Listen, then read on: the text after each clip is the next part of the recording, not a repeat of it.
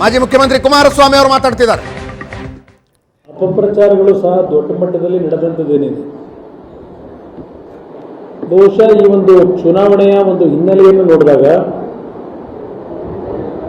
ಕೆಲವು ವಿದೇಶಿ ಶಕ್ತಿಗಳು ಸಹ ಸೇರಿದ್ದಾವೆ. ಈ ಚುನಾವಣೆಯ ಫಲಿತಾಂಶಗಳ ಏರುಪೇರಿಗೆ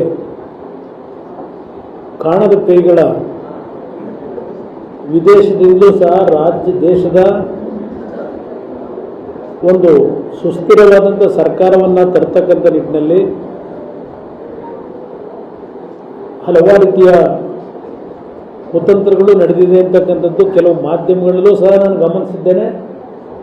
ಅದರಲ್ಲಿ ಸ್ವಲ್ಪ ಮಟ್ಟಿನ ಯಶಸ್ಸು ಸಹ ಕಂಡಿದ್ದಾರೆ ಅನ್ನೋದು ನನ್ನ ಅಭಿಪ್ರಾಯ. ಪ್ರಾರಂಭಿಕ ಹಂತದಲ್ಲಿ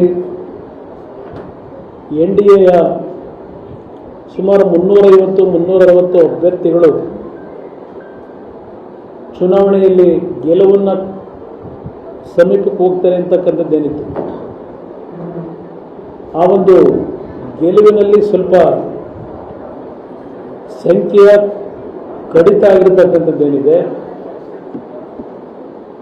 ಇದೆಲ್ಲವೂ ಒಂದು ಸಿಸ್ಟಮ್ಯಾಟಿಕ್ ಆಗಿ ನಡೆದಿರ್ತಕ್ಕಂಥದ್ದೇ ಇದು ಅಂತಕ್ಕಂಥದ್ದು ನನ್ನ ಅಭಿಪ್ರಾಯ. ಆದರೆ ಈಗ ನಾನು ಯಾರನ್ನೂ ದೂರಲಿಕ್ಕೆ ಹೋಗೋದಿಲ್ಲ.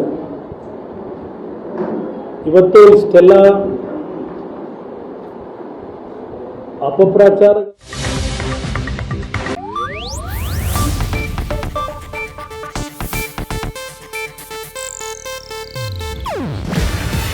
ಇದು ಏಷ್ಯಾನೆಟ್ ನ್ಯೂಸ್ ನೆಟ್ವರ್ಕ್ ಪ್ರಸ್ತುತಿ. ನೀವು ನೋಡ್ತಿದ್ದೀರಾ ಏಷ್ಯಾನೆಟ್ ಸುವರ್ಣ ನ್ಯೂಸ್.